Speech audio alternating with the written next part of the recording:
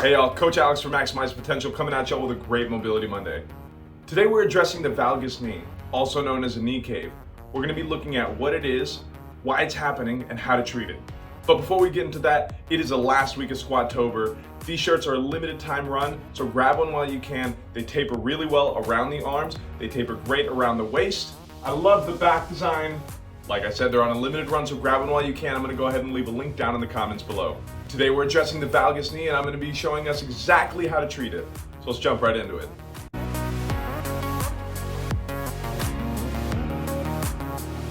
So a valgus knee or a knee cave is a very common issue that many people have whenever the knee tends to cave in during a squat. Now this is normally most prevalent during the ascending of the squat rather than the descending, and much of the issue usually lies within stability rather than mobility.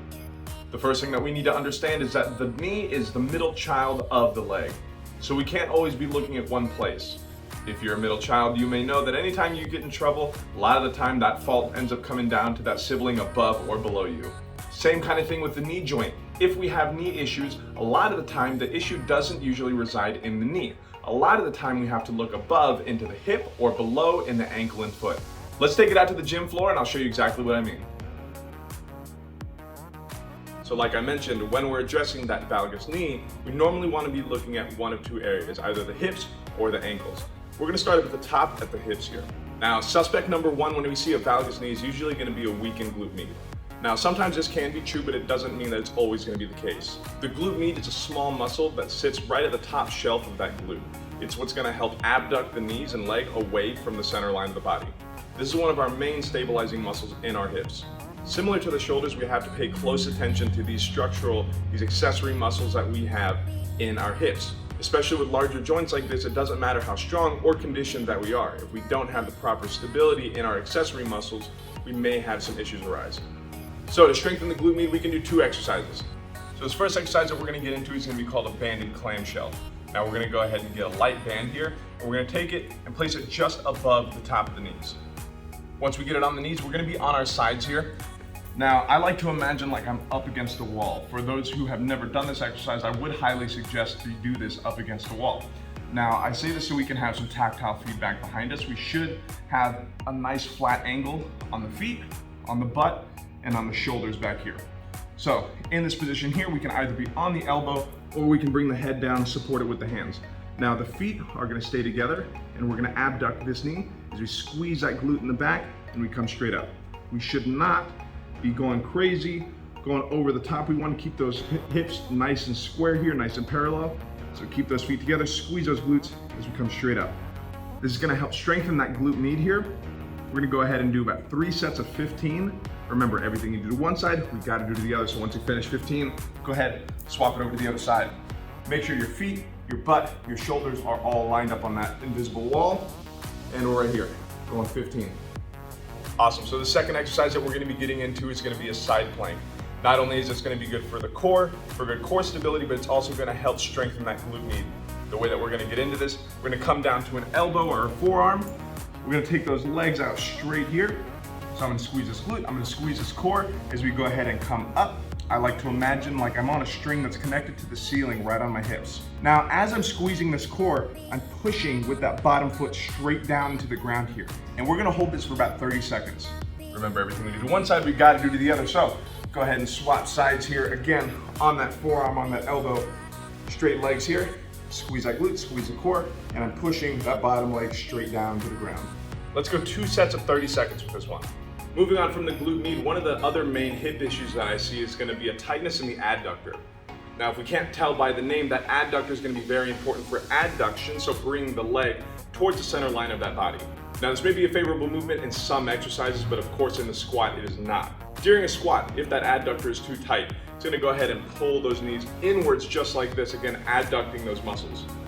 So even if this is not a glute med issue, even if we are strong enough in that glute, our adductors might just be too tight and pull that knee inward.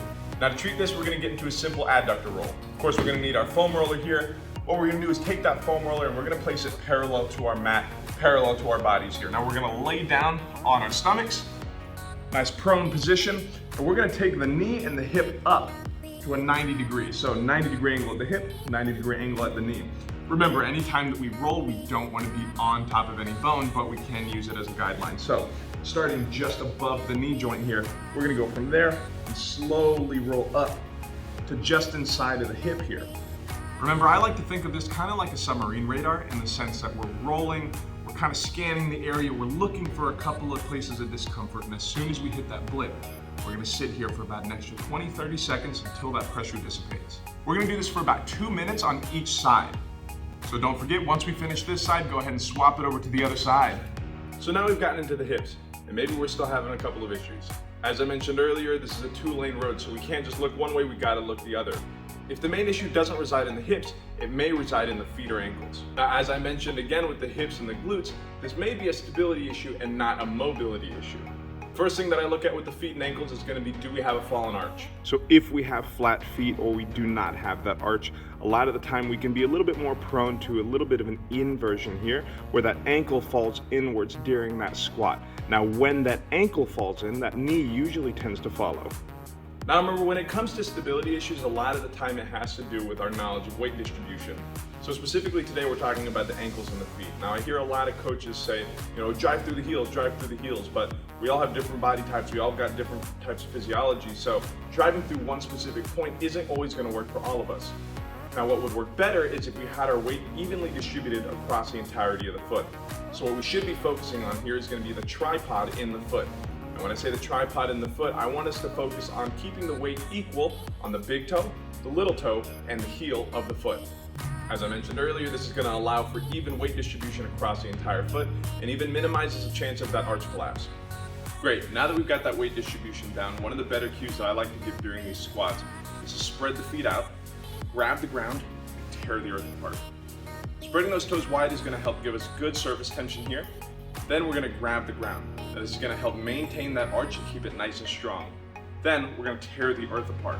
Now we're digging into the entirety of the foot and angling those feet outwards as we grab the ground and tear the earth apart. We should get good activation in those glutes here. Now we have proper stability and strength in the feet and in the glutes. So again, spread the toes, grab the ground, tear the earth apart. Now I'm coming down on the squat and my knees are maintaining out. Anyway, y'all, that's about all I got for us today. I hope we learned something new. Go ahead and give some of these a try before or during your next workout. Like I mentioned earlier, these Squat-Tober shirts are almost gone, so grab one while you can. I'm going to leave a link down in the comments. But remember, this is always a conversation, so go ahead and leave a like, comment down below with anything that you learned, any questions that you may have, or suggestions for content that you want to see. I'm Coach Alex from Maximize Potential. Y'all be good, drink some water. I'll see y'all in the next one.